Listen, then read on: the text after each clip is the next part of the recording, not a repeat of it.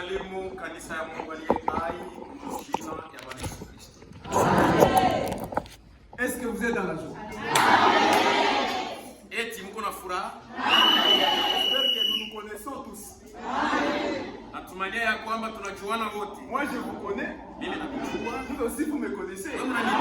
C'est pourquoi nous devons toujours être en harmonie. Tunapaswa kusikilizana. Est-ce que vous êtes dans la joie? Seigneur Dieu vous bénisse richement. Vous savez mes frères, Unajua bandugu yangu, dans cette maison ici, hii nyumba c'est une maison qui dépasse toutes les maisons. nyumba inapita manyumba yote. Parce que ce n'est pas la maison de quelqu'un. Ana nyumba ya mtu. Tu n'es pas venu chercher quelqu'un. Haukuye kutafuta mtu. Tu n'es pas venu voir quelqu'un. Haukuye kumuona Ce n'est même pas la maison du pasteur. Ana hata nyumba ya mchungaji. C'est la maison de Dieu. Ni nyumba ya Mungu. C'est pourquoi quand nous venons ici, Ndio kwa maana wakati tunakuja hapa, nous devons toujours être dans la joie. inatupasa kuwa katika Je furaha. vous avais dit l'autre fois, Niliambia wakati ce mwingine qui cause la maladie, kilikuwa naleta magonjwa. c'est quand vous êtes triste. Wakati kuna huzuni, Chaque fois, tu es toujours frustré. kila wakati kunanung'unika, Dieu n'aime pas ça. Mungu apendake vile. Ça crée la maladie. Iko na kutafutia. Mais si tu es toujours dans la joie, Lakini kama uko katika furaha, tu es vraiment heureux. uko mwenye heri, Même la maladie s'en va. hata magonjwa itaenda. Je vous invite à vous lever pour lire la parole de Dieu. Na nialika mshimame ndio kusoma neno la Nous Mungu. allons lire dans Zacharie 12. Nasoma Zakaria 12. Zacharie 12. Zakaria 12:10. Alors, Sasa je reprendrai sur la maison de David nitamwangia juu ya nyumba hii ya Daudi et sur les habitants de Jérusalem na kwa wakaaji wa Yerusalemu un esprit de grâce roho ya neema et de supplication, na ya maombolezo. et ils tourneront les regards vers moi. Watageuza macho kuniangalia mimi. Lisons aussi Ésaïe, Tusome tena Isaya. Ésaïe 45. Isaya 45. Ésaïe 45, verset. Isaya 45:22.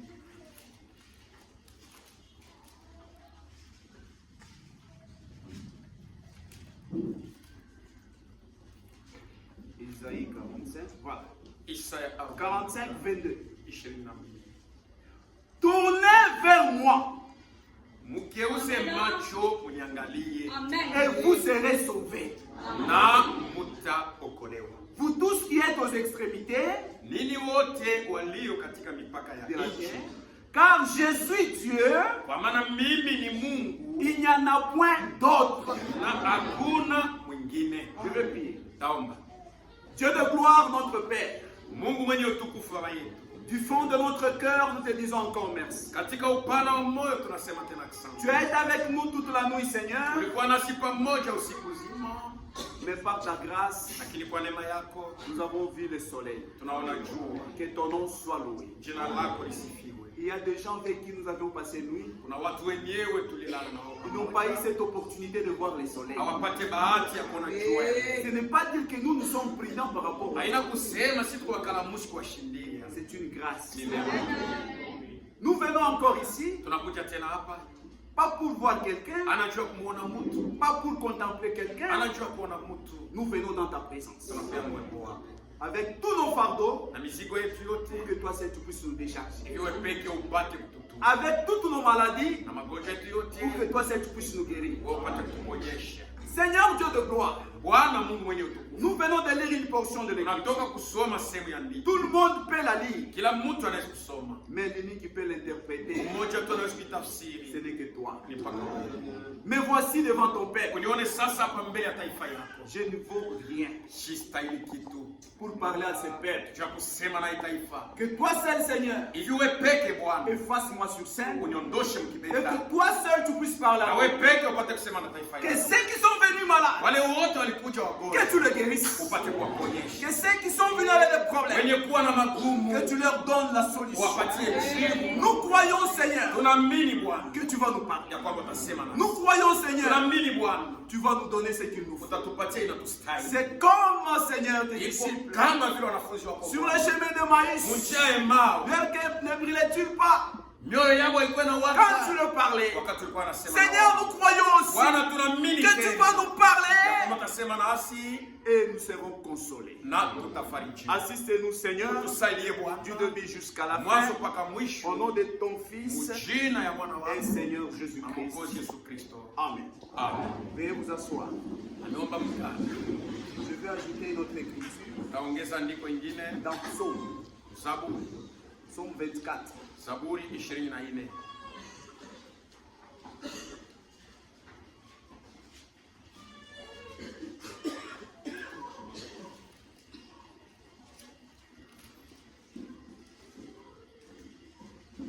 Psaume 24.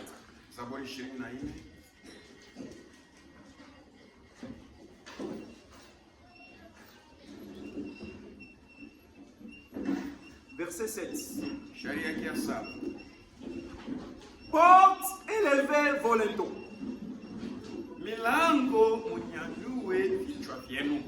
Élevez-vous. Élevez-vous. Porte éternelle. Que le roi des rois fasse son entrée. Qui est ce roi des rois? Roi de gloire. L'éternel fort et puissant. L'éternel puissant dans le combat. Que le Seigneur Dieu vous bénisse. Durant toute la semaine, nous avons commencé un thème, intitulé ce n'est pas moi, c'est le prophète lui-même. Parce que la nourriture nous a toujours été préparée. Qu'est-ce que nous allons encore ajouter? Il y a toute la nourriture. Et cette nourriture, Dieu nous a aussi donné cette petite portion de récupérer la nourriture avec l'aide du Saint-Esprit, que nous puissions vous donner cette parole. Le prophète a pris ces deux écritures de Ésaïe 45 et de Zacharie 12. Il nous a donné un thème, tournez vers Jésus. Tournez vos regards vers Jésus. Nous avons parlé beaucoup de choses. Et Dieu nous a bénis. Croyez-vous que Dieu nous a bénis? Et Dieu vous bénisse richement. Peut-être pour ceux-là qui sont venus aujourd'hui, cela ne dépendait pas de leur propre volonté. Peut-être qu'ils sont liés à un travail. Mais aujourd'hui, ils sont là. N'empêche, on peut toutefois reculer un peu, juste pour résumer ce qu'on a dit il faut passer. L'autre fois, nous avons dit, dans la vie, il y a des gens qui s'accrochent aux autres gens. La Bible dit, malheur à ceux qui se confient aux hommes. Nous avons dit, il y a des gens qui disent, la mort quand elle vient, elle prend seulement les têtes dans des familles. Pourquoi? C'est vous qui les précipitez. Quand vous avez des problèmes, parce que ton oncle travaille, parce que ta tante est quelque part, tu as un problème, au lieu de s'agenouiller, pour demander la miséricorde de Dieu, tu fais abstraction de Dieu, tu commences seulement à s'appuyer sur ton oncle, tu commences à s'appuyer sur ta tante, ta tante, ton oncle, ton grand frère devient une idolâtre. Il devient une statue que tu commences à adorer. Quand tu as des problèmes, au lieu de s'agenouiller à Dieu, pour qu'il te donne la solution, tu tournes le dos à Dieu, tu commences à s'accrocher à ton oncle. J'ai un problème, mon oncle va me donner. Et Dieu est jaloux. Dieu n'aime pas le mélanger. Dieu, c'est un objet d'adoration. Il aime que lui seul soit adoré. Qu'est-ce que toi tu vas encore lui demander? Qu'il ne t'a jamais donné. Le souffle de vie, il t'a déjà donné. La santé que tu as, c'est Dieu qui te l'a donné. Qu'est-ce que tu vas encore lui demander? Rien du tout. Tu lui tournes le dos, tu t'accroches à ton grand frère, parce qu'il a un travail. Maintenant Dieu dit quoi? Pour te faire comprendre que je suis l'unique créateur. C'est lui qui a créé le ciel et la terre. Je prends ton grand frère. Le souffle de vie de ta tante. Maintenant quand tu restes là,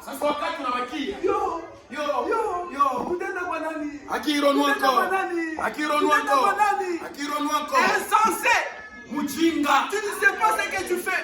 Dieu t'a fait seulement ça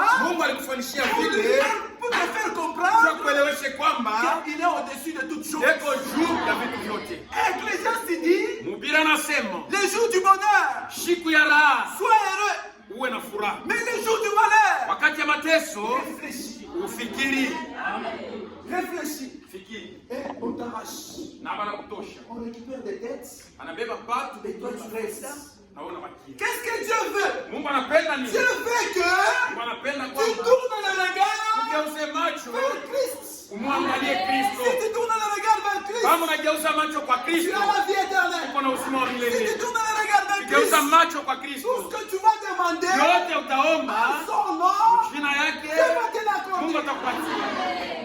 Dieu va te l'accorder. Nous avons encore dit, il y a des épreuves qui arrivent dans la vie. Les épreuves qui arrivent dans la vie, c'est pour notre bien. Je vous avais dit une fois passée, nous avons lu une citation.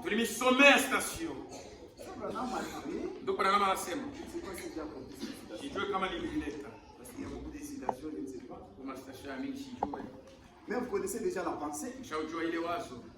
C'est la fin de dispensation des gentils.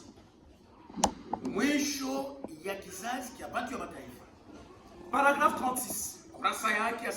Qu'est-ce que Frère Branham dit? Il n'y aura jamais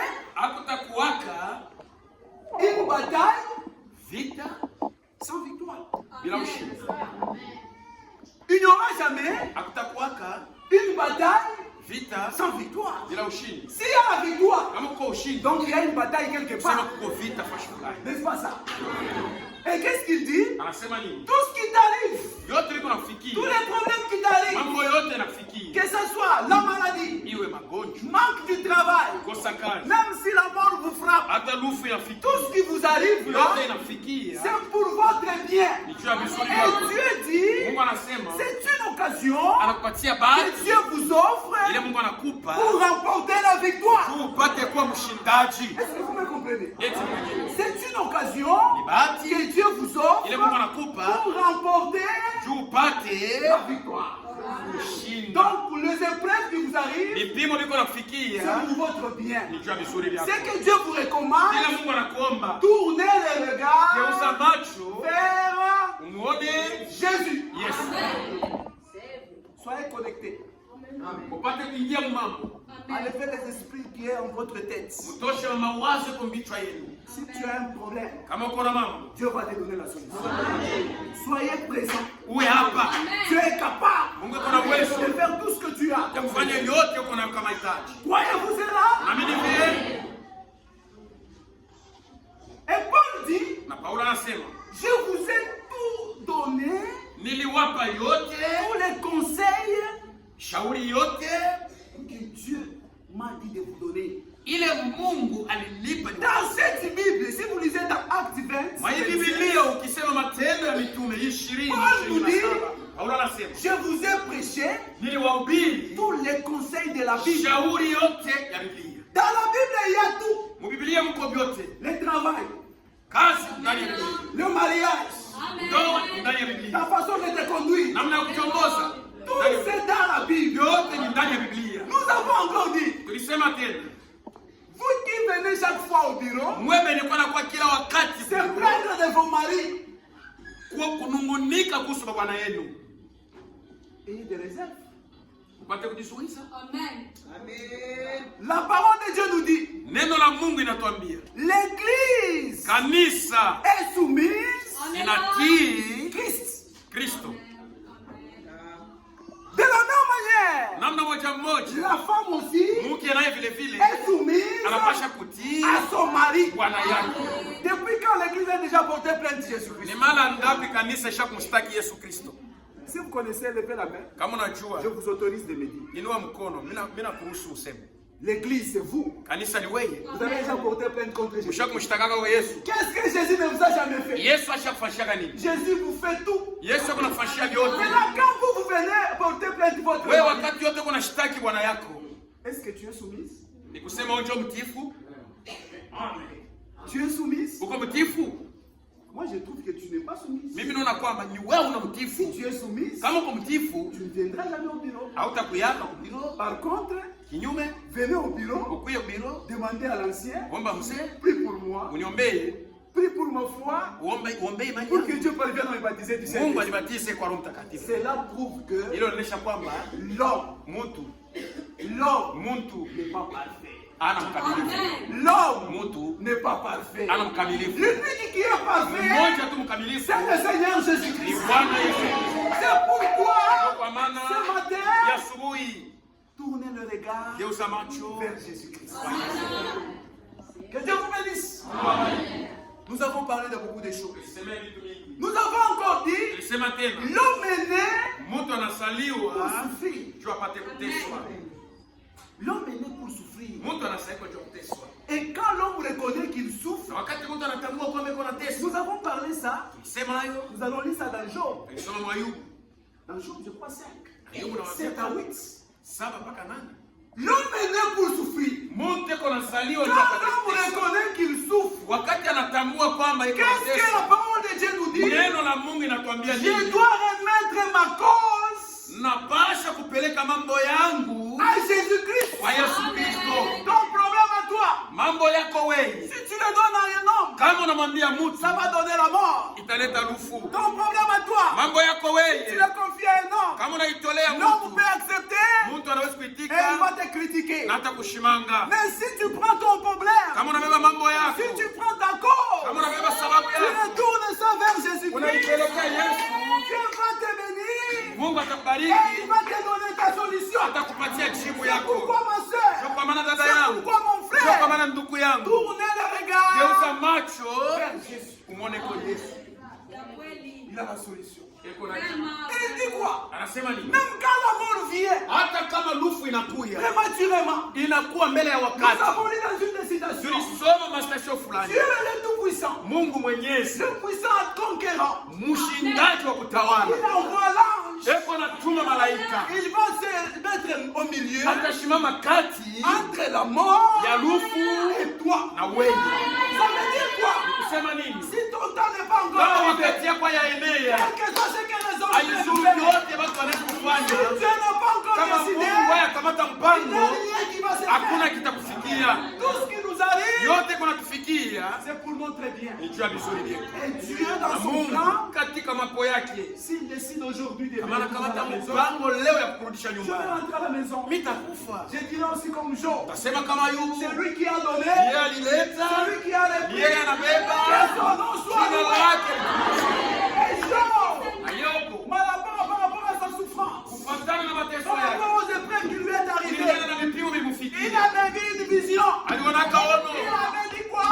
Même si je suis mort, même si ma chair me quitte, même si je reste un mot de verre,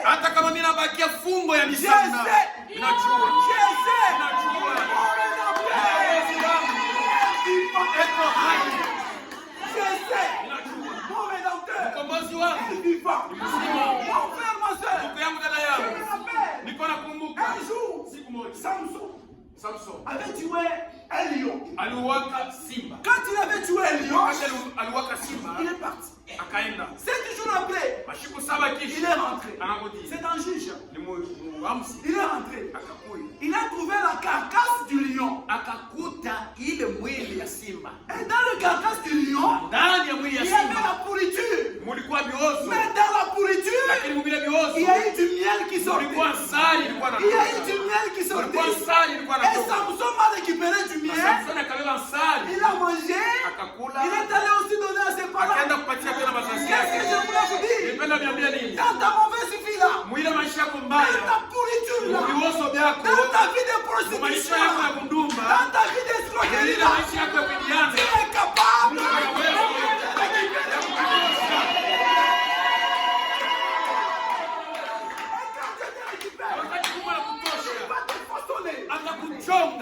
Il te fait sortir de la pourriture. Tu deviens respectueux. Et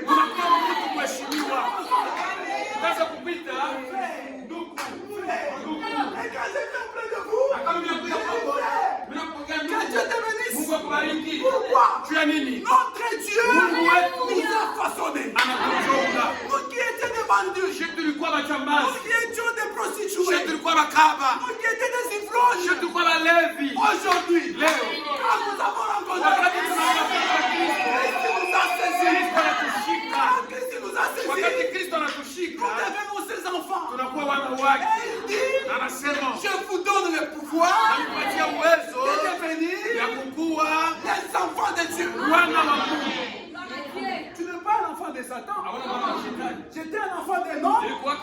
Aujourd'hui, je suis l'enfant de Christ. Même toi ce matin, il est grand temps. Dieu est capable de te sauver. Dieu est capable de te faire changer. De ta mauvaise vie, il va te donner une vie d'un enfant. Tu vas vivre un chrétien digne de l'évangile. Si nous commençons à vous dire nos histoires, nous allons vraiment entraîner ici. Chacun a son témoignage. Moi que vous voyez, j'étais prostitué. Aujourd'hui je suis enfant de Dieu. Moi que vous voyez, j'étais bandit. Aujourd'hui je suis un enfant de Dieu. Moi que vous voyez, quand je prends l'alcool, on me transportait dans une brouette. Aujourd'hui, je suis un enfant de Dieu. Même ce matin, tu es capable de te faire changer. Ça demande seulement de ta disposition. Ce matin, Dieu est capable. Chaque prédication, c'est un avertissement. La mort ne peut jamais t'arriver si Dieu ne t'a pas encore averti. Pour les prédicateurs qui passent ici, ils te prêchent la parole. Ce sont des avertissements. Quand la mort va te frapper, il y aura une bande qui va sortir. Tel jour, tu écoutais la parole de Dieu. On t'avait dit d'accepter Christ comme ton tu as refusé. Voilà bien là où tu es. C'est pour te dire, si tu as un problème, ne les reporte pas pour demain. Et la parole de Dieu nous dit que vos cœurs ne s'endurcissent pas. Croyez seulement en Dieu. C'est Dieu qui est capable de tout. Dieu est capable de tout. Peut-être Dieu est venu compris pour toi. La prière c'est bien. On peut prier pour toi aujourd'hui. Que la fièvre est typhoïde. Et demain, c'est la maladie qui va te frapper. Mais si tu acceptes le Seigneur Jésus-Christ, même si la mort te surprend, même si tu es dans la tombe, il y a un homme fidèle. Lui, il est fidèle. Même dans la tombe, il est toujours fidèle. Il sera toujours avec toi. Pourquoi il a dit, comme tu m'as accepté, ceux qui sont morts en Christ ressusciteront. Et tu seras ressuscité. Tu seras de l'autre côté. On ne doit pas prendre la décision quand tu es dans la tombe. On prend la décision quand tu as le souffle. Il y avait des gens qui ont regardé Jésus. Ils ont bénéficié. Coucou, tout va donner un moyen sous Christ. Il y a des gens qui ont bénéficié en Jésus-Christ. Même nous ce matin, Attachés à vous connaissez à mon voyage. nous avons déjà bénéficié en Jésus-Christ. Peut-être on serait déjà morts à cause de ces noms. Kwa sababu ya hii. Les noms de Jésus-Christ. Jina Yesu Kristo. Nous sommes encore en vie. Et nous les servons. Est-ce que vous croyez que Dieu est avec vous? Que Dieu vous bénisse. Que Dieu vous bénisse. Et la parole vient au prophète. Amos 3:7. Commencez à écrire. Moi, je n'ai pas le temps. Ceux qui veulent écrire. À chaque génération, il y a une portion de la parole de Dieu qui est. Chaque génération, il y a une parole qui est donnée. Regardez aujourd'hui la dénomination. La dénomination, ils ne voient pas comme nous voyons. C'est vrai, dans les dénominations, ils acceptent la puissance de Dieu. Mais ils ne comprennent pas ce que Dieu fait dans ce temps ici. Ils ne savent pas ça. Ils ne savent pas ça. Ils disent toujours, nous sommes des pentecôtistes. Non. Nous ne sommes pas des pentecôtistes. Nous avons l'expérience Pentecôte. Est-ce que vous comprenez? Tu peux être pentecôtiste sans expérience. Mais nous avons l'expérience Pentecôte. Nous les dépassons de loin. Ils ne comprennent pas ce qui se passe dans ces temps ici. Ils ne savent pas. À chaque génération, il y a une portion de la parole qui a été donnée par un prophète. Parce que la parole vient au prophète. Oh, moi je suis catholique 100%. Je suis Ngarenga 100%. Il n'y a pas de problème. Mais nous, nous ne sommes pas des Ngarengas. Nous ne sommes pas une dénomination. Non, nous sommes des élus. Nous sommes des rachetés. Un élu, il ne voit pas ici.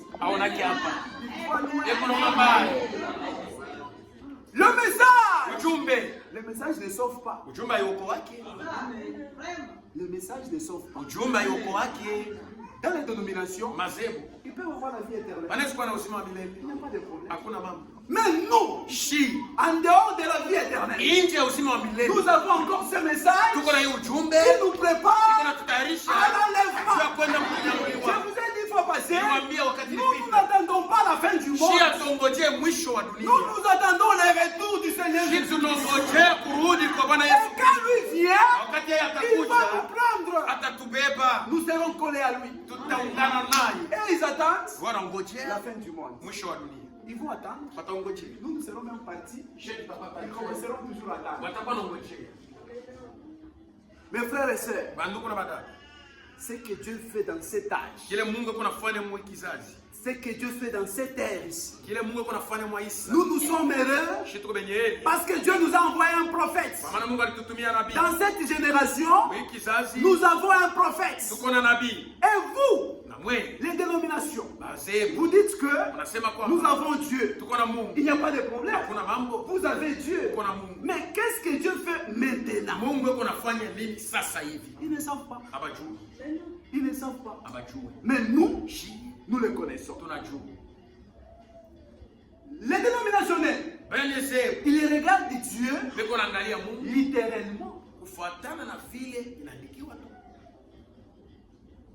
Ils lisent aussi la Bible. Ils sont dans les livres. Mais nous sommes entre les livres. Est-ce que vous comprenez? C'est pourquoi quand ils lisent, et nous lisons, nous avons un langage différent. C'est comme les gens des témoins de Jéhovah. Quand ils ont pris Zacharie 12:10, ils disent que Jésus-Christ n'est pas Dieu. Ça va, Jésus-Christ n'est pas Dieu. J'accepte. Lis Zacharie 12. Lis Zacharie 12. Il dit, dans leur même tradition, les grands Jéhovah a été percé. Est-ce que le Dieu là a été percé? Non. Qui a été percé? C'est le Seigneur Jésus-Christ. Les Jéhovah de l'Ancien Testament. C'est lui Jésus-Christ du Nouveau Testament. Donc Jésus-Christ, c'est lui notre Dieu. Croyez-vous aussi cela? Vous croyez que Jésus c'est lui le Dieu? C'est pourquoi ce matin, tournez le regard vers Christ. Tournez le regard vers Christ. Un jour, Jésus-Christ était ressuscité. Dans sa tombe, c'est vide. Vous qui êtes venus ce matin, nous que nous sommes en train de vous prêcher, nous ne sommes pas des branhamistes. Nous ne sommes pas des branhamistes. Nous sommes des chrétiens qui avons accepté Branham comme notre prophète.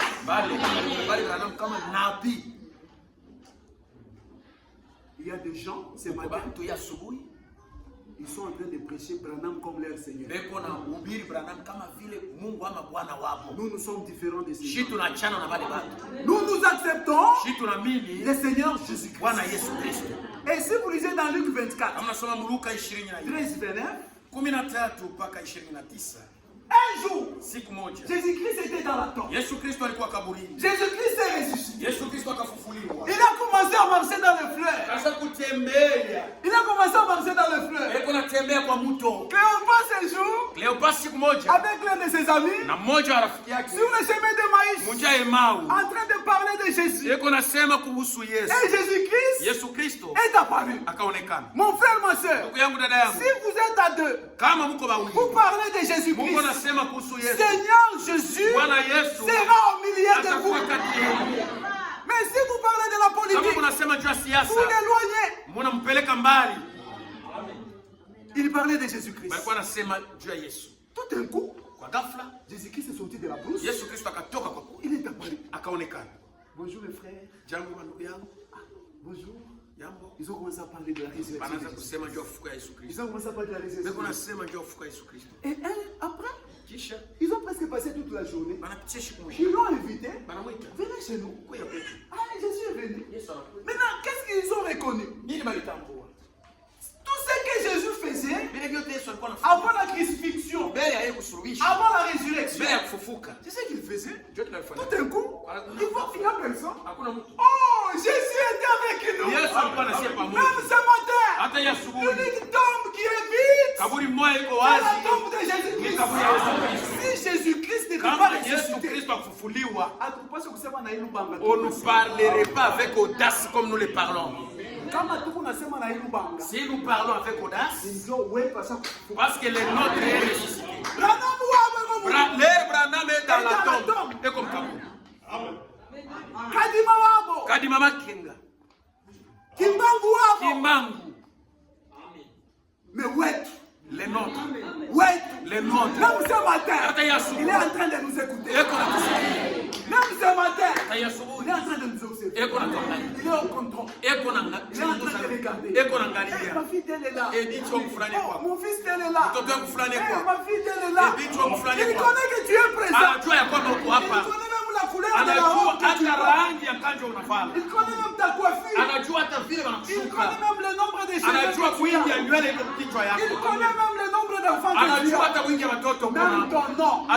Il connaît. Pourquoi il connaît ton nom? Parce que vos noms sont déjà écrits. Vos noms sont déjà écrits. Il y a des gens dans l'Ancien Testament. Quand ils ont tourné le regard vers Christ, ils ont eu une récompense. C'est pourquoi nous allons énumérer ces gens-là. Même 4 ou 5, c'est leur temps. Ils ont bénéficié. Regarde d'abord vers Christ. Ils sont tournés le regard vers Et nous allons encore revenir sur nous. Merci tout à fait, Yanine. Qu'est-ce que nous devons aussi faire? Merci tonner. Pour qu'on puisse bénéficier. Lisons un peu. Ésaïe 9. Isaïe 10.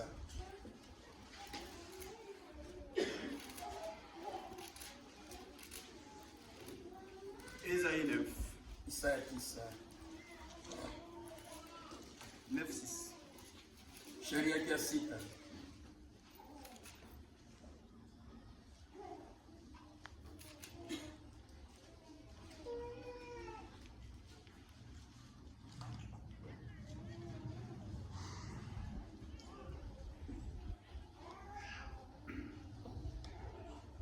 Disons. Some. Ici, c'est l'histoire d'Ésaïe. Hapa ni mambo ya Isaia. Quand il était à côté du roi Osias. Wakati alikuwa pembeni ya mfalme Uzia. Et le roi Osias, Mfalme Uzia il a fait des bêtises. alifanya vitu vibaya. Il a fait des bêtises. Alifanya vitu vibaya À cause de son orgueil. kwa sababu ya kiburi yake. C'est pourquoi, mon frère, ma soeur, Kwa maana ndugu yangu, dada yangu, nous ne sommes pas des orgueilleux. sisi hatuna makiburi. Plus Dieu nous bénit, Zaidi Mungu anatubariki, plus nous nous humilions. zaidi tunashuka. L'humilité, Kushusha c'est une robe d'un enfant. inakuwa ni mkanjo wa mwana wa Mungu. C'est pourquoi tu peux voir un frère, Unaweza kuwa na ndugu, il a beaucoup de biens. eko na vitu mingi. Pour reconnaître que c'est lui le propriétaire, Kutambua kwamba ni vyake c'est difficile. ni nguvu. Pourquoi? Parce qu'il s'humilie. Eko na nguvu. Nous ne sommes pas de ces gens-là. Hatuna wale watu Quand il anapata tu makuta mailité, un peu d'argent d'unité. akati pota waone. Tout le monde dans les quartiers mal à l'aise. Nyama yako na ikalanga mpaka bantu leo naona. La viande, on peut crier que dehors tout le monde est en train de voir. Nous vivons discrètement. Parce que celui qui est en nous est plus fort que celui qui est dans ce monde. Dans le monde, il y a quoi? Il n'y a rien. Ule anapenda kulivumisha. Celui qui aime se glorifier. Ule ana kitu. C'est celui qui a. Na ule ana kitu. C'est lui qui en a. Yeko na shuka na baka. Maintenant Osias, Aussi, orgueilleux qu'il était, alikuwa wa kiburi. Dieu l'avait frappé de Mungu lèvres. alimkaka na mkoma. Maintenant, Sasa, Esaïe a regardé. sasa angalia. Vous les serviteurs de Dieu, Wewe watumishi wa Mungu, ayez des retenue. mupate kuzuia. Si vous avez des hommes d'affaires, Kama mko na watu laissez-les avec leurs affaires. bache na mashika. Laissez-les avec leur argent. Bache na franga yao. Prêchez la parole. Hubiri neno. Ayez l'épée de la parole. Uwe na mpanga ya Pour que neno. quand il sera dans le Wakati rêve, atakuwa katika que tu makosa, sois en mesure de les répandre uwe na kipimo ya avec la parole. na neno. Mais si tu es toujours à côté de Kama lui, uko kaa pembeni yake, tu ne sauras pas manier. hautajua Tu ne sauras pas manier l'évangile. hautajua kutumia injili. Éloignez-vous des hommes d'affaires. Wende mbali na batu ya biashara. Prenez ce que Dieu vous a donné. Kamata kile Mungu anakupa. Qu'est-ce que Dieu vous a donné? Mungu anakupa nini? Il vous a donné la parole. Anakupa neno. C'est sur base de cette parole Yule ya ile que neno. vous allez donner la correction. Sio utaleta C'est kunyorosha. sur base de cette parole Kufuatana na que neno. vous allez donner la Sio solution. utaleta jibu. Maintenant, si toi, Sasa kama wewe, kila siku kupaka mnyumba le temps wewe, tu es toujours dans la maison de cet homme. qu'est-ce qu'il va faire? Atafanya nini? Anaanza kukudicter. Il va commencer à te Et dire toi, tu es sacrificateur. wewe mko wani Tu ne sais pas ce que tu es. au yeye kile Et la Bible dit, Biblia inasema ayez aussi des retenues mupate kwanza kuzuiza dans les maisons de vos brebis. mu nyumba ya bakondolo Wewe yenu. unafika tu mnyumba ya Quand brebis, tu entres dans la maison, unavula na coach, tu enlèves même la veste, unaanza na kuria. tu commences à Tu ne manger. comprends rien. Uelewe kitu, Tu ne comprends rien. uelewe kitu. Osias, Osia orgueilleux qu'il était, alikuwa wa kiburi. Dieu l'a frappé. Mungu alimpika. Pourquoi? Jua nini? Parce qu'il se croyait aussi être au-dessus. Alikuwa anawazia kwamba iko C'est pourquoi, mes frères et sœurs, Ndio kama mandugu na badada. éloignez-vous aussi de vos serviteurs. Mwende mbali na watumishi wa Mungu. Ce sont des serviteurs de Dieu. Watumishi wa Mungu. Ce sont des serviteurs de Dieu. Watumishi wa Mungu. Ne vous habituez pas. Usizomeleane nao. C'est vrai, vous pouvez rigoler. Unaweza kucheka Mais nao. quand il s'agit de la Kama parole, ni mambo ya mneno, ayez des retenues. ujifunze. Osias 9. Osia 9. Écoutez-moi. Isaya. Ésaïe plutôt. Isaya.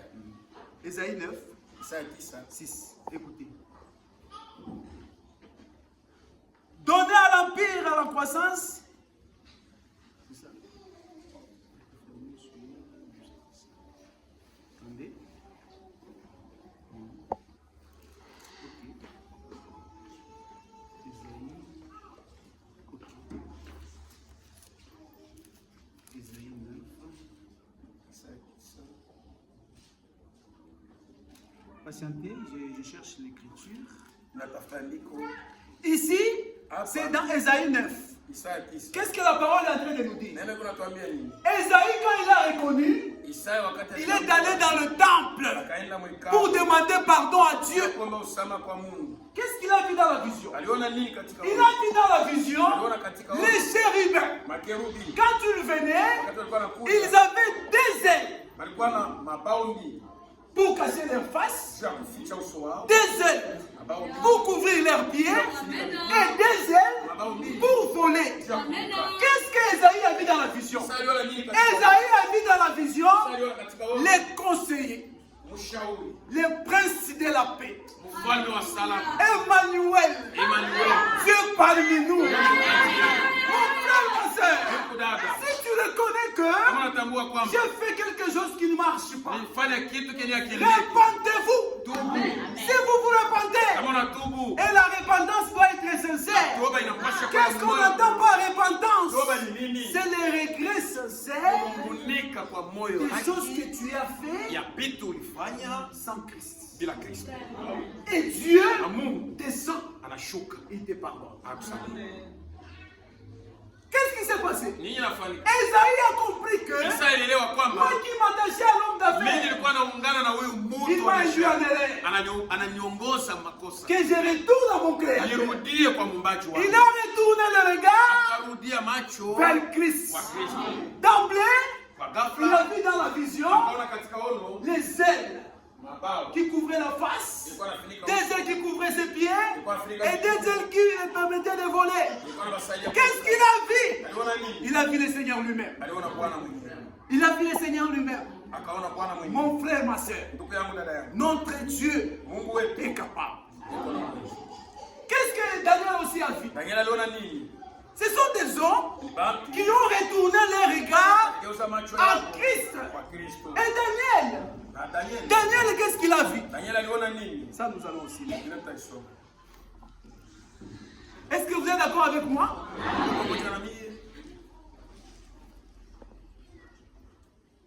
Daniel 2. Daniel.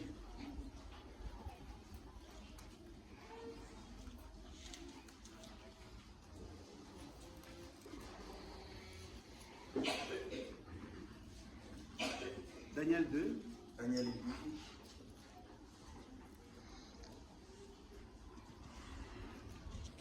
2:34. 44. Tu regardais lorsqu'une pierre s'est détachée sans le secours d'aucune main. Daniel a vu une pierre qui s'est détachée de la montagne sans le secours d'aucune main. Et cette pierre a commencé à rouler. Il a brisé tous les royaumes. Et il a vu la même pierre. La même pierre a encore grandi.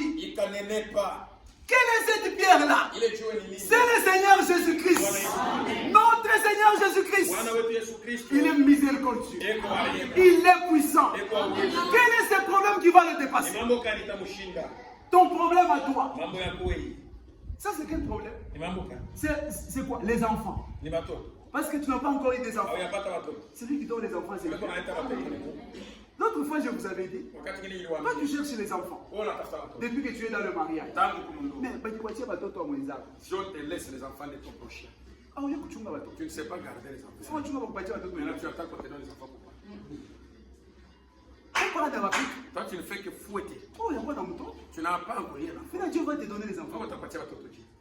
Toi qui cherches l'emploi, est-ce que toi tu es encore mature? Oui, hein? La maturité n'est pas l'âge. Tu peux être âgé, mais tu n'es pas mature. L'âge, ce sont des chiffres.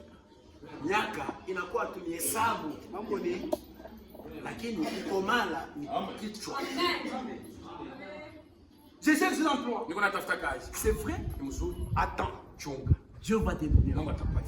Mais s'il te donne maintenant, tu vas te révolter contre ça. Tu vas te révolter. Si tu te révoltes, la sœur va commencer à se plaindre. Votre frère, depuis qu'il a eu le travail, dans la maison, on a pris la paix. Mais quand il n'avait pas de travail, on était quand même bien. Mais Dieu sait. Dieu sait. Le moment viendra. Il va te donner l'emploi. Croyez-vous que Dieu va vous donner l'emploi? Même ce matin, si Dieu voit que s'il te donne l'emploi, tu vas très bien te gérer. Il va te donner l'emploi. Ton problème à toi est déjà sur la table de Dieu. Croyez-vous ça? Lisons un peu. Job 35. Tu as beaucoup prié. Regardez maintenant ce matin. Qu'est-ce que Dieu veut te dire? Job 35. Écoutez ce que Job dit. Tu as beaucoup prié. Dieu, aide mon mari. Ok. Dieu te dit ce matin, il a déjà écouté. Il a déjà exaucé ta prière. Maintenant, écoutez ce qu'il dit. 35, 14. Écoutez. Bien que tu dises que tu ne le vois pas, ta cause est devant lui. Amen. Tu as beaucoup prié. Il te dit ce matin, tu as demandé l'emploi, tu as demandé la guérison. Il te dit ce matin, ta cause est devant lui. Et qu'est-ce qu'il dit? Il dit quoi? Attends-les. Amen. Attends-les. Ton problème est déjà sur sa table. Il te dit quoi? Attends-les. Ayez seulement la foi. Dans quelques temps, ta vie va changer. Et tu diras que Mungu wako wako. Sauti yako ni ya kweli. Ndugu yangu, mon frère, dada yangu, ma soeur, sauti ya Mungu Mungu unashikia. La parole de Dieu que vous entendez. Kutakuwa wakati ile batafunga hii milango. On va fermer les portes. Na wakati batafunga hii milango hii, fermer les portes. Hamutapata tena bahati ya kushikia hii sauti. La parole. C'est pourquoi quand les portes sont ouvertes, venez à l'église écouter la parole. Regardez la petite expérience qu'on a eu pendant Corona. Il y a des frères qui ont rétrogradé. Pourquoi? Parce que dans leur dépôt, il n'y avait rien. Venez écouter la parole. La parole est en train de consoler. La parole est en train de donner la solution. Daniel, il a vu une pierre. Et cette pierre s'est détachée de la montagne sans le secours d'aucun humain. On ne peut jamais aider Dieu. On ne peut pas aider Dieu. Et tu commences à prêcher. C'est vrai. Pour prêcher, il faut avoir la peine. On ne prêche pas par amour. Dieu, on ne peut pas l'aider. C'est Dieu qui doit t'appeler. Et quand Dieu t'appelle, lui-même va t'enrôler. Lui-même va t'équiper. Et quand tu prêches, les âmes seront sauvées. Les âmes seront édifiées. L'édification, c'est ce qui est très important. Quand vous êtes édifié, tu avais un problème. Tu as écouté la parole. Tu es consolé. Tu avais un problème. On t'a exhorté. Tu as la joie. C'est ce qui est important. Esaïe, il s'est reconnu que moi seul, je ne peux rien. Il est rentré au temple pour aller demander pardon à Dieu. Daniel, quand il a vu cette pierre, s'est détaché sans au secours d'aucune main. Il a dit, notre Dieu, il est vivant. Ils ont fait le recours à Dieu. Retournez aussi ce matin. Tournez le regard vers Christ.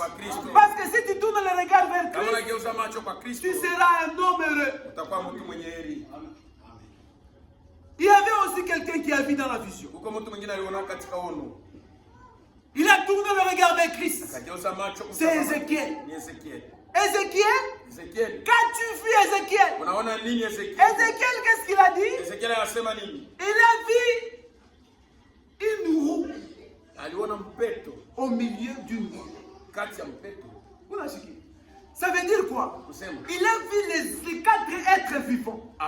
C'est dans la vision. Et quand tu l'as vu au milieu de ces 4 êtres, vous allez lire ça dans Ézéchiel. Si vous voulez lire.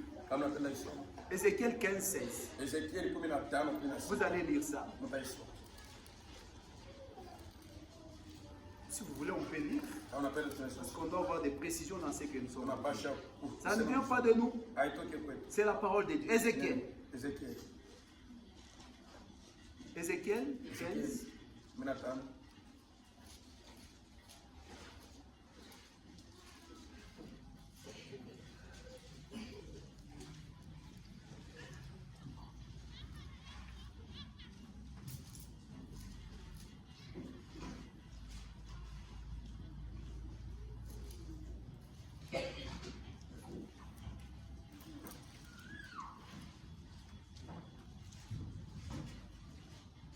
1:15.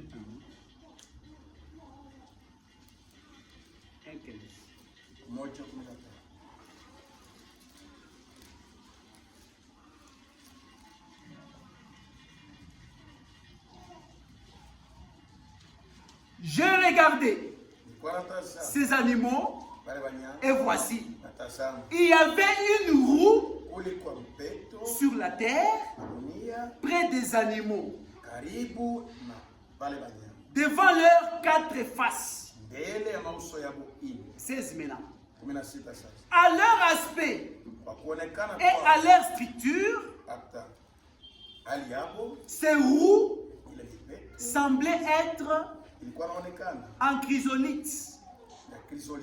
Et tous les 4 avaient la même forme. Leur aspect et leur structure étaient tels que chaque roue paraissait être au milieu d'une roue. Ézéchiel, quand il a vu ça, il a vu Jésus-Christ lui-même. Mon frère, ma soeur, Ézéchiel aussi, il a tourné ce regard vers Christ. Il a vu une roue au milieu d'une roue. Quand vous avez la parole c'est ça l'épée. La parole c'est ce qui nous donne la force. La parole c'est ce qui nous console. La parole c'est ce qui nous donne la solution à nos problèmes. Tous ces prophètes ici, ils voyaient ça toujours dans la vision. Il y avait aussi Noé. Noé avait vu aussi dans la vision. Qu'est-ce que Noé avait vu? Noé avait vu Dieu sous forme du jugement. Du jugement avec ce peuple-là méchant. Quand Noé prêchait, préparez-vous. Bientôt il y aura la pluie. Dieu m'a dit, dans la vision, il faut construire l'arche. Tout celui qui veut être épargné, il doit entrer dans l'arche. Les gens n'ont pas écouté. Ils pensaient que c'était une blague. Maintenant, quand la pluie était tombée, c'était vraiment haut les sables. La même parole qui vous prêche aujourd'hui. Tu n'es pas le premier à être péri. Parce qu'il y avait déjà une génération qui avait été périe. Regardez. Tout le peuple. Quand la parole de Dieu était prêchée, la Bible dit il n'y avait que 8 qui étaient épargnés. Ce n'est pas une chose facile. C'est pourquoi nous devons être sûrs de la parole de Dieu. Tous ces prophètes-là, ils ont vu, c'était dans la vision. Il y avait aussi un prophète. Ça, je vais lire. Tournez les regards vers Jésus. Ça, on va lire. Je vais lire ça dans le téléphone. Tournez les regards vers Jésus, paragraphe 25.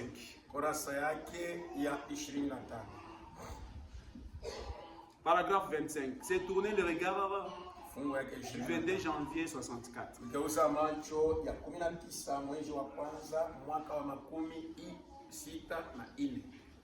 Il y avait un autre qui s'appelait Jean. C'est un grand de tous les autres. Qu'est-ce que Jean a fait? Jean était différent des autres prophètes. Tous les autres prophètes, ils voyaient ça dans la vision. Ils voyaient Jésus dans la vision. Mais Jean était différent d'eux. Écoutez ce que le prophète nous dit. Jean, le grand de tous les prophètes, c'était lui qui a présenté Jésus-Christ,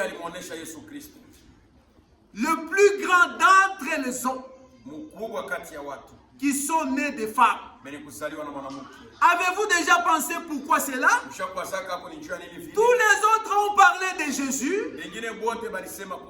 La parole du Seigneur vient aux prophètes. C'est la Bible qui le dit. Et tous les autres prophètes. Et l'heure est parvenue. Alianza kubaonekanikia. Et l'heure parvenue. Dans la vision. Mais quand la parole est venue à Jean, elle était faite chair. Jésus était la parole. Il est la parole. Il a toujours été la parole. Mais ici, la plénitude de Dieu a été faite chair et habité parmi nous. Quand il est venu à lui dans l'eau, il était un prophète. Et si la parole a été faite chair, elle devait venir au prophète. La parole, où que ce soit, elle doit venir à un prophète. Parce que le prophète, c'est la personne à qui vient la parole. Et Jean était le prophète dès ce jour-là. Et quand la parole est venue à lui, elle est allée jusque dans l'eau. Elle a dit, je vais être baptisé. Et Jean a dit, c'est moi plutôt qui ai besoin d'être baptisé par toi. Pourquoi? Pourquoi viens-tu à moi? C'est Jésus qui est en train de demander à Jean. Jean a dit, c'est moi plutôt qui devais être baptisé par toi. Pourquoi? Parce qu'il savait que Jésus, c'est lui qui est au-dessus de tout. Écoutez maintenant. Avez-vous déjà pensé pourquoi Jean a dit cela? Pourquoi Jean pouvait-il dire cela? C'est parce que c'était convenable pour eux. Il y avait là le prophète qui est la parole. Et la parole était venue au prophèt. Il était alors convenable pour eux que toute justice soit accomplie. Qu'est-il arrivé? Alors, Jean a baptisé Jésus. Parce que Jean étant un prophète, et il avait que la parole. Les sacrifices devaient être premièrement lavés et puis être présentés. Est-ce que vous croyez cela?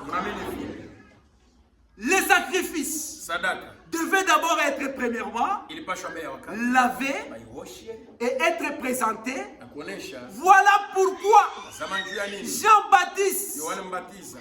Jean a baptisé Jésus. Et Jean a regardé. Il a vu. Comment a-t-il su que c'était Jésus? Il a vu une colombe dont l'Esprit de Dieu l'avait déjà averti. C'est lui sur qui tu verras l'Esprit descendra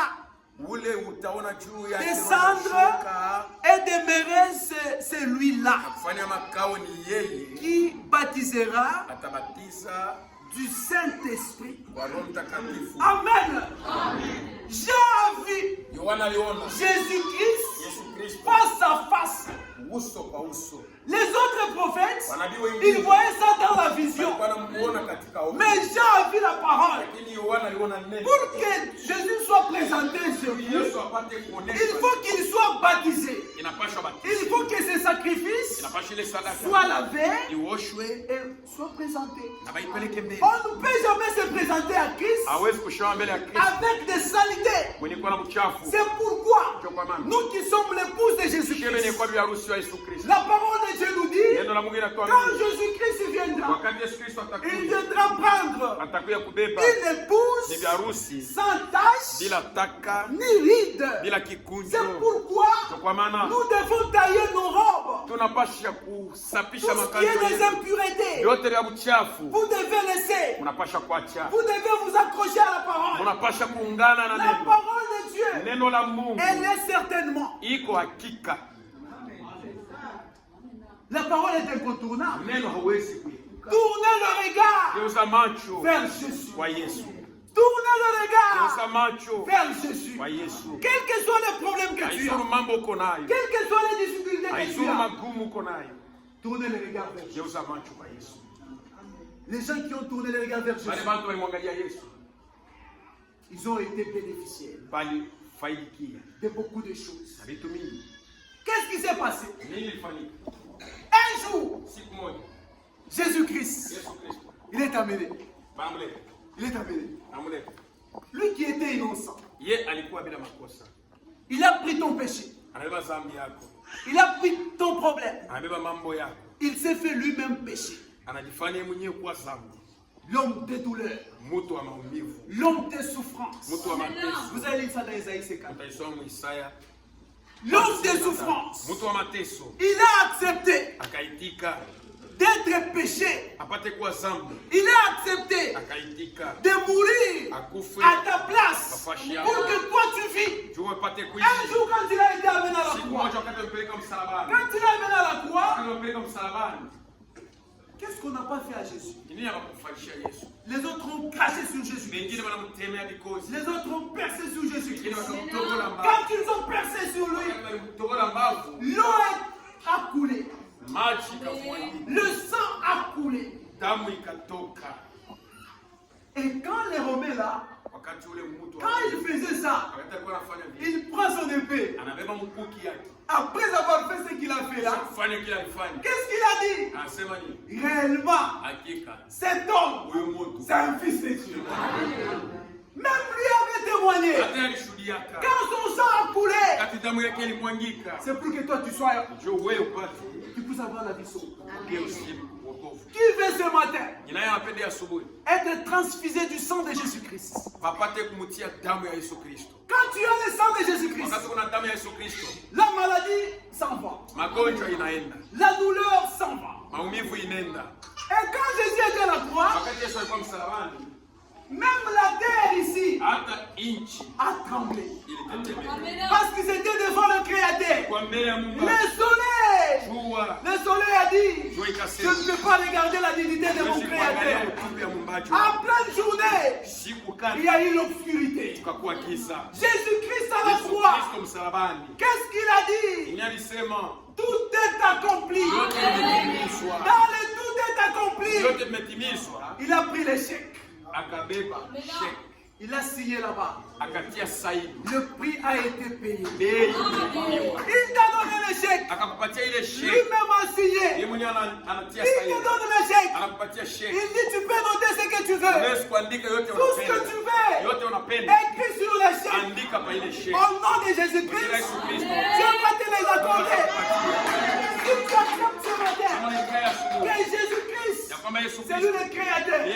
C'est lui qui a la vie sauve. Voilà le chèque qui est donné. Écris sur le chèque. Andika pa ile chèque. J'ai besoin d'une voiture. Niko lazima na gari. J'ai besoin d'un mari. Niko lazima na bwana. J'ai besoin de la guérison. Niko lazima na uponyaji. J'ai besoin de l'emploi. Niko lazima na kazi. Jésus-Christ est capable. Yesu Kristo kuna uwezo. Il va te les donner ce matin. Atakupatia Yesu. Ayez seulement la foi. Wewe tuna imani. Tu es capable de te les donner. Kuna uwezo. À la croix. Msalaba. Jésus-Christ. Yesu Kristo. Jésus-Christ était là. Yesu Kristo Il alikuwa était en train de regarder. alikuwa kuna tazama. Il avait besoin de l'eau. Alikuwa lazima na Ils sont allés prendre le vinaigre. Akaenda kutafuta vinaigre. On lui a donné le vinaigre. Akampatia vinaigre. Quand il a pris, Wakati anakunywa Jésus-Christ, Yesu Kristo. le sang a coulé. Damu ikamwagika. Quand le sang a coulé, Damu inamwagika. il a dit je suis là comme un Akasema sacrifice. niko hapa kama Pour sadaka. que celui qui n'a pas la vie, Pia ule ana il uzima. puisse avoir la vie. Quand le sang a coulé, Damu ilimwagika. qu'est-ce qui s'est passé? Nini ilifanyika? Même sur ce mec ici, Hata il mapiko ya faisait tout Yesu. ce qu'il y avait là. Alifanya Il yote. a dit que c'est pour la guérison de mes enfants. C'est pourquoi il a dit, pour tous qui avaient des problèmes, Wewe wote mlikuwa na vous mambo. qui êtes malades, Wewe wote mlikuwa na par pombe. les meurtrissures, Vilonda vyangu. vous serez guéris. Et Jésus-Christ Na Yesu Kristo était là. alikuwa pale. Il a rendu là. Akakufa. Oh. Pendant qu'il avant de rendre là, Mbele ya kutoa uzima, il était suspendu avec deux.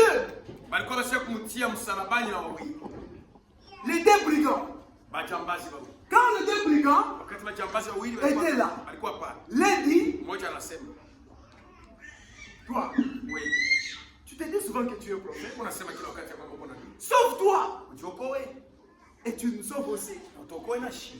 L'autre a aussi dit, Ile naye anasema, toi, wewe tu ne sais pas ce que tu es en train de unajua dire. kile uko nasema. Tu ne sais pas ce que tu es en train de dire. Unajua kile uko nasema. Toi et moi, Wewe na mimi nous sommes des fautifs. tuko wakosefu. Toi et moi, Wewe na mimi nous sommes des bandits. tuko majambazi. Mais ce monsieur ici, Lakini huyu mtu réellement, hakika c'est un fils de Dieu. Qu'est-ce qu'il a dit? anasema nini? Seigneur, Bwana, souviens-toi de moi quand tu seras dans ton wakati règne. utakuwa mkutano wako. Et qu'est-ce que Jésus avait dit? Yesu anasema nini? Je ne dois pas me souvenir. Sitakukumbuka Maintenant même, sasa hivi. tu seras avec moi. Utakuwa na mimi. Le salut, Wokovu. c'est une révélation. Si Dieu te révèle, Kama Mungu anakufunulia, tu auras la vie sauve. utakuwa na uzima. Ils étaient à deux. Walikuwa wawili, L'un est sauvé, mmoja anaokolewa, l'autre est resté. mwingine C'est anabakia. de la même manière. Sawa sawa na Le wewe. jour de l'enlèvement, Siku ya kunyamuliwa, les deux seront au lit. wawili watakuwa L'un mkutano. sera pris, Mmoja atabeba, l'autre sera mwingine enlevé. atabakia. Si tu es dans la maison, Kama uko mnyumba, ton mari ne sait pas, bwana yako ashijui. attends pour venir à l'église. Harakisha jua kwa Ouais, kanisa. kankamana. Wa, fortifie-toi. Umwombee. Mungu eko capable. Tu es capable. Ya kumchanger de yeye. le changer. Umwombee. Prie pour lui. Ayez seulement un bon comportement dans ta famille. Uwe tu na mfano mzuri. Si tu as un bon comportement, Kama uko na mfano tu mzuri, vas voir que utaona kwamba ton mari va changer. Bwana atabadilika. Ton mari va changer. Bwana atabadilika. Mon frère, ma soeur, Ndugu yangu, dada yangu, le brigand l'a dit, ule jambazi anamwambia, Seigneur, Bwana, souviens-toi de moi unikumbuke quand tu seras dans ton règne. wakati utakuwa mtawala wako. Et Jésus lui a dit, Yesu anamwambia, maintenant même, sasa hivi tu seras avec moi. Il était sauvé. aliokolewa. Nous baptisons les gens Shi tuko nabatiza watu qui sont déjà sauvés. bashakuokolewa. Les brigands là Ule mjambazi étaient déjà sauvés. aliokolewa, Abakwende naye, ils n'ont pas allé avec lui. enda kandiki Ave Maria sans ça. Ule écrit 100 fois Ave Maria. Au nom du Père et du Fils. Mujina la Baba, Mwana na Mtakatifu mara hii. Afate maombi. Et suivre les catéchismes. Afate bile. Il faut qu'ils suivent tout ça. Non. Hapana. Si tu acceptes le Seigneur Kama Jésus-Christ, unaamini Bwana Yesu Kristo, maintenant sasa hivi tu seras sauvé. unaokolewa. Après, Kisha Jésus-Christ a rendu là. Yesu Kristo akatoa uzima. Quand tu l'as rendu là, Wakati anatoa uzima, c'était compliqué. ilikuwa ni hatari. Jésus-Christ, il dit, Yesu anasema, oh Seigneur, oh Bwana, merci. asante. Pendant qu'il était là, Wakati alikuwa anatoa le uzima, diable Shetani qui était dans la maison d'incarcération, alikuwa mnyumba ya kufunga bafungu. là où il y avait les anciens, Mule mulikuwa les bazee, disciples, banafunzi, les saints de l'Ancien Testament. batakatifu bakano na kale. Qu'est-ce que le diable dit? Shetani anasema nini? Je l'ai eu, Mimi nampata. je l'ai eu. Il se Shakumpata. croyait malin. Alikuwa anajiwazia kwa Je l'ai mwerevu. eu. Mimi nampata. Dans quelques temps, il sera maintenant parmi vous. Pendant que lui disait, Jésus-Christ sur la croix, il est descendu. Il est descendu. Il est descendu. Il est descendu. Il est allé maintenant. Il est allé maintenant récupérer les saints de l'Ancien Testament. Et quand il venait, il a vu à la porte, il y avait le diable. Et qu'est-ce que le diable a entendu? Le diable, lui, il pensait que c'est un prophète. Il a entendu la voix du Créateur. Quand il est venu, il a bousculé la porte. Yo! C'est le diable là. Yo! Toi! Donne-moi la clé. Donne-moi la clé.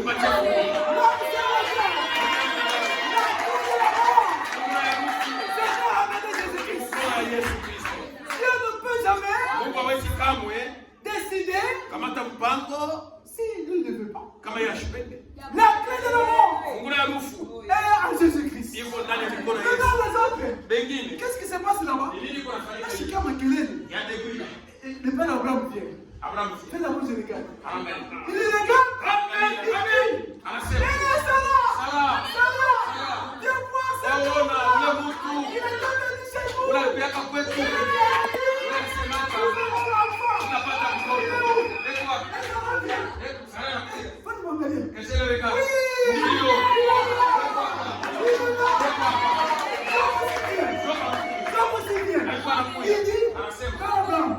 Pendant que je vois il vient aussi, il regarde. Oui, qu'est-ce que j'avais dit? Il te le dira la dernière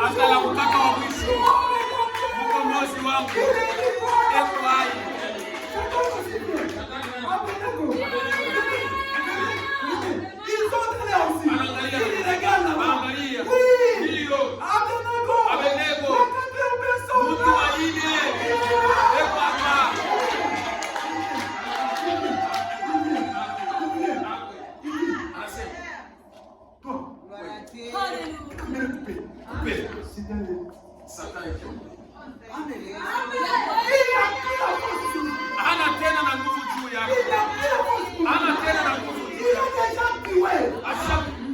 Donc vous combattez avec quelqu'un, on a déjà coupé la tête. La tête est en train de manger. La tête est en train de manger. Ça dans Jésus glorifié. Parce qu'il n'est pas le temps. Jésus glorifié. 55. Vous allez lire ça. Abraham. Il était content. Job était content. Sarah était content. Shadrach, Abednego, il était content. Daniel, il était content. Esaïe, il était content. Il est venu les libérer. Maintenant, qu'est-ce qu'il va? Il va maintenant là où il y avait la prison des retenus. Les gens qui n'ont pas accepté Jésus-Christ. Il dit que vous n'avez pas accepté Jésus-Christ. Je vous condamne. Ils sont aussi condamnés. Maintenant, qu'est-ce qui se passe? Jésus-Christ a récupéré les saints de l'Ancien Testament. Il est monté. Nous revenons dans l'écriture là où nous avons lu. Psaume 24. Ils sont partis avec Jésus-Christ le mort, avec les saints de l'Ancien Testament. Ils commencent à monter. Ils commencent dans le ciel. Ils commencent à monter dans le ciel. Ils commencent à monter. Et maintenant, l'écriture, tu vois, ils sont menacés. Psaume 24. Écoutez maintenant ce qu'il dit. La chorale, vous allez me préparer Jésus-Christ, le roi des rois. Psaume 24. Écoutez maintenant ce que la parole de Dieu nous dit. Psaume 24. 7. Quand Jésus-Christ, avec les saints de l'Ancien Testament, ils ont monté. Ils arrivent maintenant dans les sphères où il y avait des étoiles. Maintenant ils commencent à dire: porte élevez vos linteaux. Élevez vos linteaux. Élevez-vous. Porte éternelle. Que le roi des rois fasse son entrée. Les anges commencent à regarder. Qui est ce roi des rois? Qui est ce roi des rois? Qu'est-ce que la parole de Dieu nous dit? Qu'est-ce que la parole de Dieu nous dit? L'Éternel, fort et puissant, l'Éternel puissant dans les combats. Il est en train de monter. Il est en train de monter avec les saints. Et le Père Abraham lui dit, mon Seigneur, laisse-nous un peu qu'on aille visiter nos frères. L'Éternel dit, ça va, il n'y a pas de problème. D'ailleurs, vous avez 40 jours. Qu'est-ce qui s'est passé? Je m'en vais. Il vient ici. Il regarde. Il commence à donner les dons aux autres. Il commence à donner les dons aux autres. Les sacrificateurs. Allez partout. Prêchez la parole de Dieu. Celui qui croira, c'est la sauver. Celui qui croira, c'est qui? C'est toi. Même ce matin, si tu crois en Jésus-Christ, tu seras sauvé. Jésus-Christ, c'est l'unique qui sauve. L'église ne sauve pas. Le message ne sauve pas. L'unique qui sauve, c'est le Seigneur Jésus-Christ. Mes frères et sœurs, celui qui sauve, c'est le Seigneur Jésus-Christ. Vous croyez que c'est le Seigneur Jésus-Christ qui sauve? Est-ce que vous croyez que c'est le Seigneur Jésus-Christ qui sauve? Nous allons chanter après, on répond. Jésus-Christ est le roi de Dieu. Lèvez-vous, on va chanter. C'est lui qui a l'esprit. C'est lui qui a le souffle de vie. On va chanter.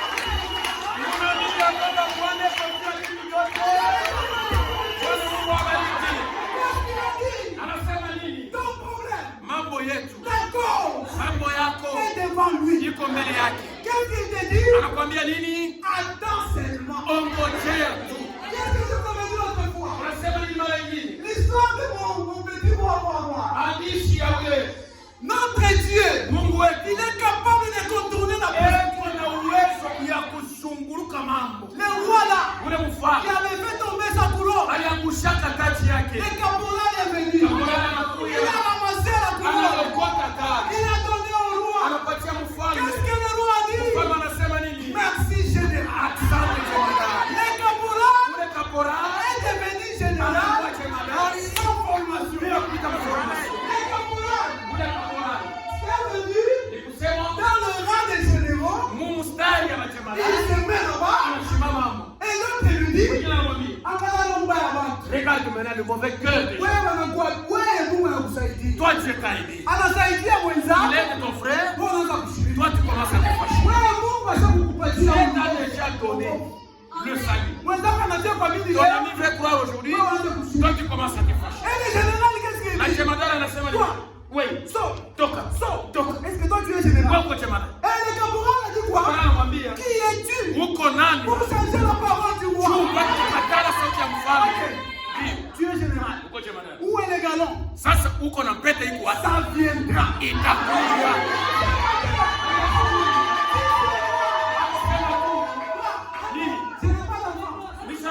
Dis-toi, ça viendra. Dis seulement, ça viendra.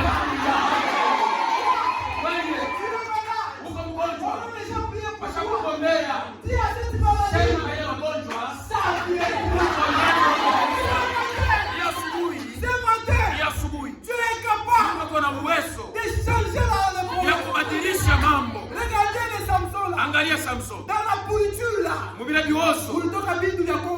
a fait sortir le miel. Même si tu as tué, Dieu est capable de pardonner. Même si tu as tué, si tu acceptes les Seigneur et ton unique sauveur, il dit dans sa parole, je suis l'Éternel qui vous pardonne de et je suis encore l'Éternel qui vous guérit de toute maladie.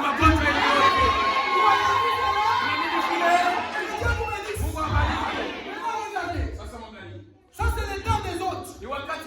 Maintenant notre temps, nous avons un prophète. Dieu nous a donné le message. C'est le message de l'heure. Avant d'accepter ce message, il faut d'abord accepter le Seigneur Jésus-Christ. Il faut d'abord avoir la vie éternelle. À ce moment-là, tu auras une autre étape. Cette étape-là, c'est quand tu écoutes la parole. Tu vas croître. Et Dieu va te sceller du Saint-Esprit. Une fois scellé du Saint-Esprit, tu as les tickets pour le ciel. Le Saint-Esprit. Il y avait Samson. Samson. Quand quelqu'un a le Saint-Esprit, il est capable de porter tous les problèmes. Et quand le problème est sur sa place, Samson, quand il avait porté, il avait porté des reins de Gaza. Les poteaux de Gaza. Ça pesait trop.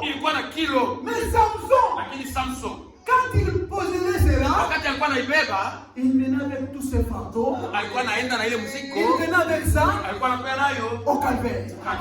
Et la parole de Dieu nous dit quoi? Au calvaire, c'est là où on amène toutes choses. Tous les problèmes que tu as, tourne les gars vers Jésus. Tous les problèmes que tu as, tourne les gars vers Jésus.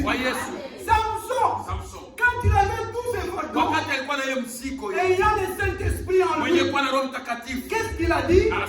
Il dit que les fardeaux deviennent légers. Quand quelqu'un est baptisé du Saint-Esprit, il est posé. Il est tranquille. Quand le vent arrive, il est posé. Il est posé. Pourquoi? C'est lui qui est en lui. Au plus fort. Regardez Jean sur le lit bâtiment. On l'avait accusé d'un sorcier. Quand il était sur le bâtiment, on l'avait mis dans le fil d'huile. Et dans le fil d'huile, le fruit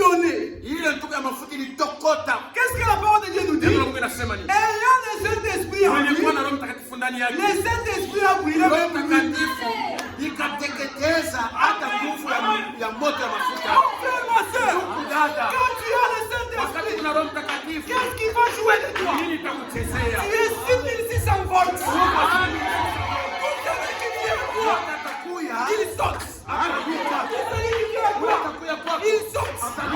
C'est pourquoi, si tu n'as pas encore eu le Saint-Esprit, ce matin, demandez à Dieu, il va t'accorder le Saint-Esprit. Celui qui croit au message du temps de la Malachie 4. Je vous dis, dans ce temps ici, nous nous sommes informés. Nous vivons dans notre temps.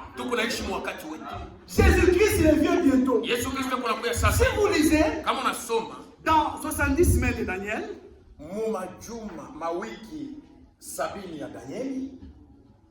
point 194. Fungo yake ya 100 tisini na nne. Regardez ce que la parole de Dieu nous dit. Le prophète nous dit quoi? Ce qui nous sépare du retour de Christ, c'est comme une épaisseur de lame de rasoir. Qui a déjà vu lame de rasoir? Vous voyez l'épaisseur de lame de rasoir. C'est ce qui nous sépare du retour de Jésus. C'est pour vous dire que l'espace là est trop petit. Qu'est-ce que je veux dire par là? Le Seigneur Jésus revient bientôt. Si tu mets ta vie en désordre, tu vas rester. Il est grand temps de mettre ta robe en ordre. Peut-être qu'on va se séparer aujourd'hui. Peut-être qu'on va se retrouver de l'autre côté. Si Jésus revient, s'il tarde, peut-être nous allons encore revenir. Mais nous sommes contraints de vous le dire. C'est la parole de Dieu. Le retour du Christ est pour bientôt. Dans un laps de temps, nous serons de l'autre côté. Maintenant, quelles sont les conditions pour être de l'autre côté? Mambo yenyewe inastahili ukue na njonde ngambo ya pili. Mambo gani? Il faut être scellé du Saint-Esprit. Unapasha kuwa na muri wa Roho Mtakatifu. Tu es déjà scellé du Saint-Esprit. Ushapata Roho Mtakatifu. Il y a d'autres qui n'ont pas encore été scellés. Kwa wengine hawayampata. Il est grand temps. Sasa ishakuenea. La parole de Dieu nous dit. Neno la Mungu linasema, tout celui qui demande quelque chose ule yote kunaomba kitu fulani avec les désirs du cœur, mwenye kuwa na nia avec un cœur sincère, moyo safi, Dieu est capable de tout. Mungu kunaweza. Regardez Marie. Mwangalie Maria. Quand il était enceinte de Jésus-Christ, wakati alichukua mimba Yesu Kristo. Elisabeth aussi. Elisabeth naye elle était aussi enceinte alikuwa na mimba de Jean. Ya Yohana.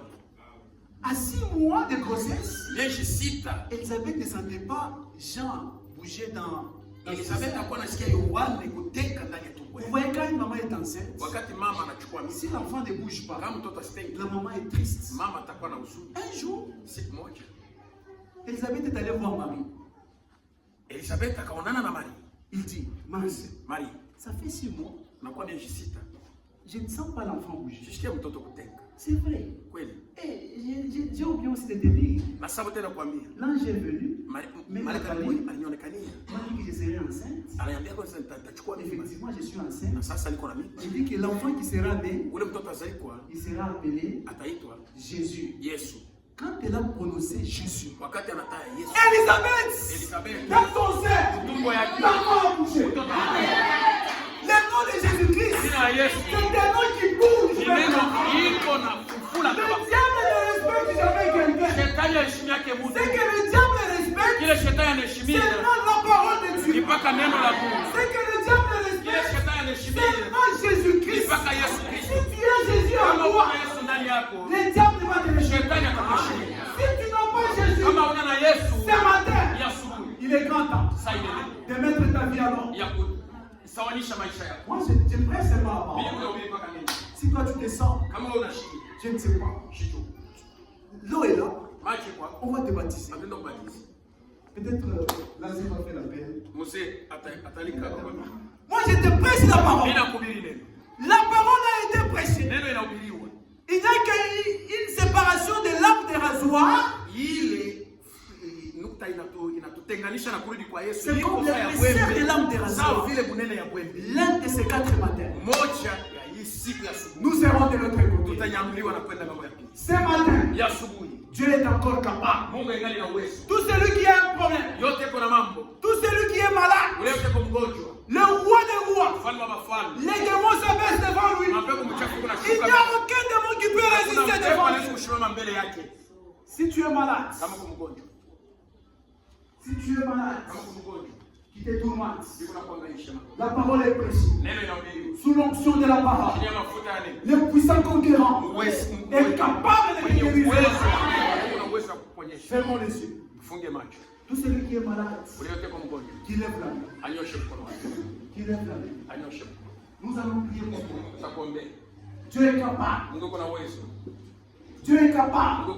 Croyez-vous, si nous prions pour toi, Dieu va te guérir? Dieu est capable.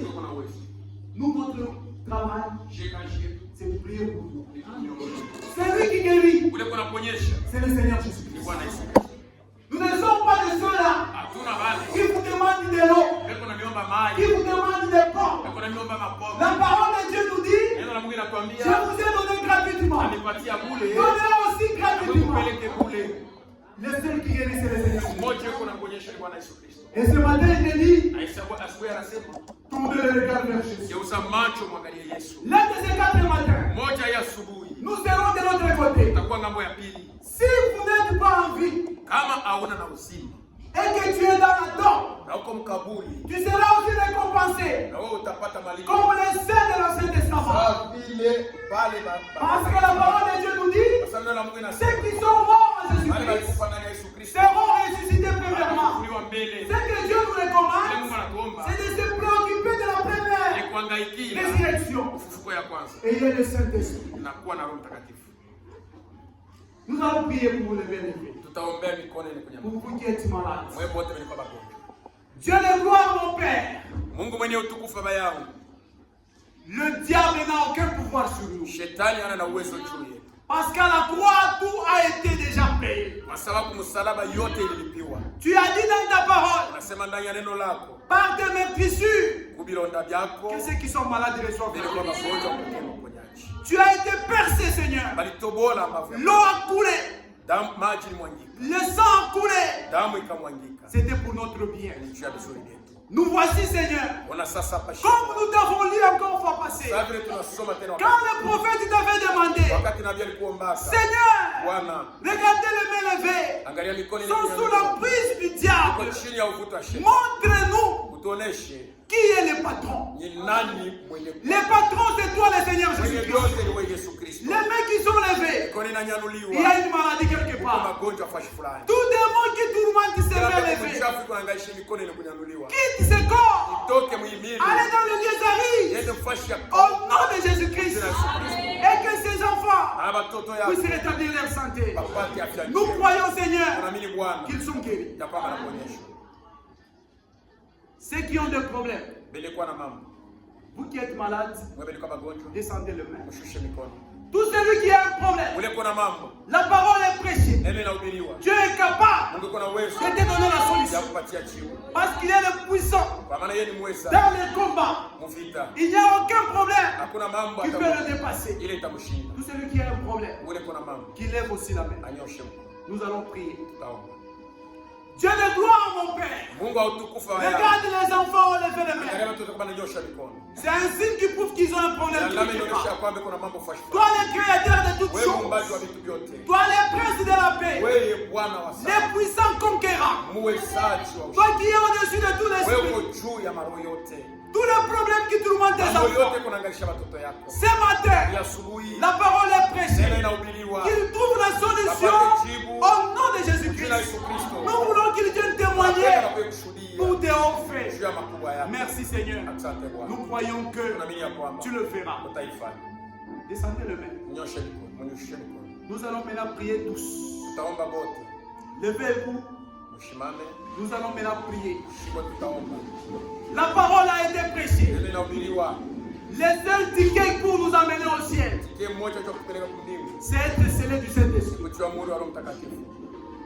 Pendant qu'Élisabeth avait Jean dans le ventre, le prophète nous dit, une fois qu'on avait cité le nom de Jésus-Christ, l'enfant Jean avait bougé dans les seins d'Élisabeth. Et le prophète nous dit, à l'instant même, Jean était baptisé du Saint-Esprit.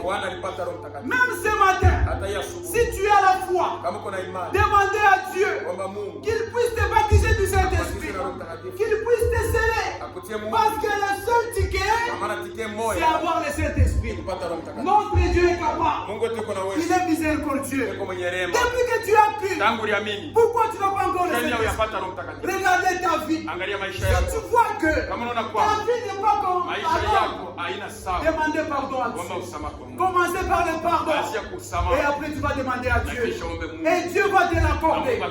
Pendant que nous prions, Dieu est capable d'opérer quelque chose en toi. Prions tous le Seigneur.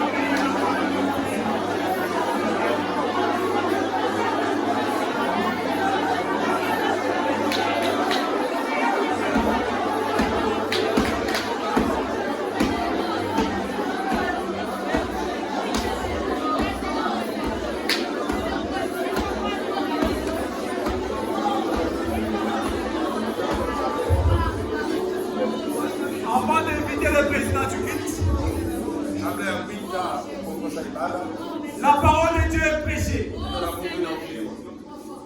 L'unique qui sauve, c'est le Seigneur Jésus-Christ.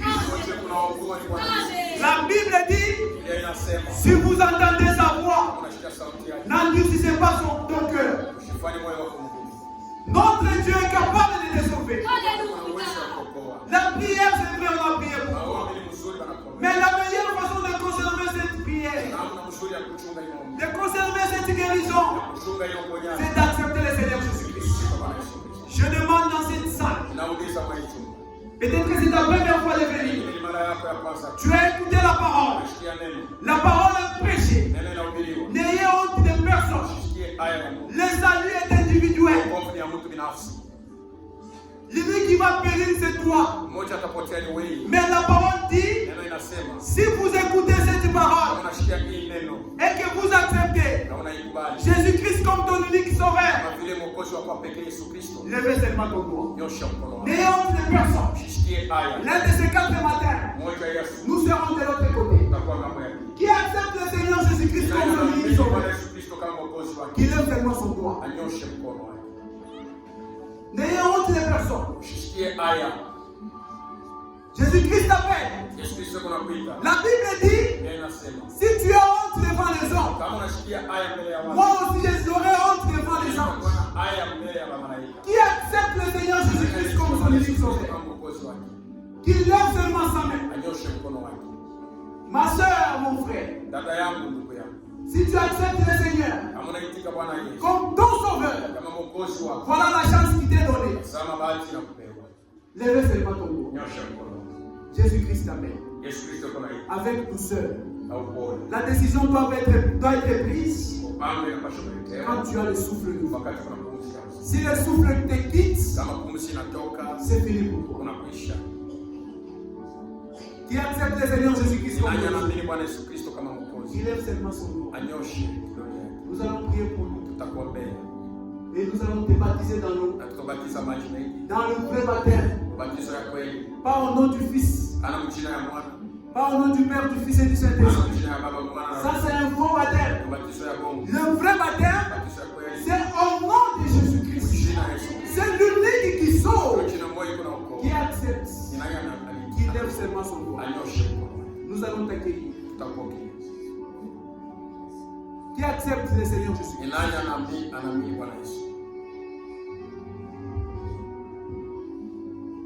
Nous t'attendons. Avant qu'on invite le pasteur pour clôturer. Jésus-Christ t'appelle. Si vous êtes sauvé, c'est très bien. Si vous n'êtes pas encore sauvé, la chance est là. Qui accepte le Seigneur, qui est son unique sauveur, qui lève seulement son doigt. Je vite le pasteur.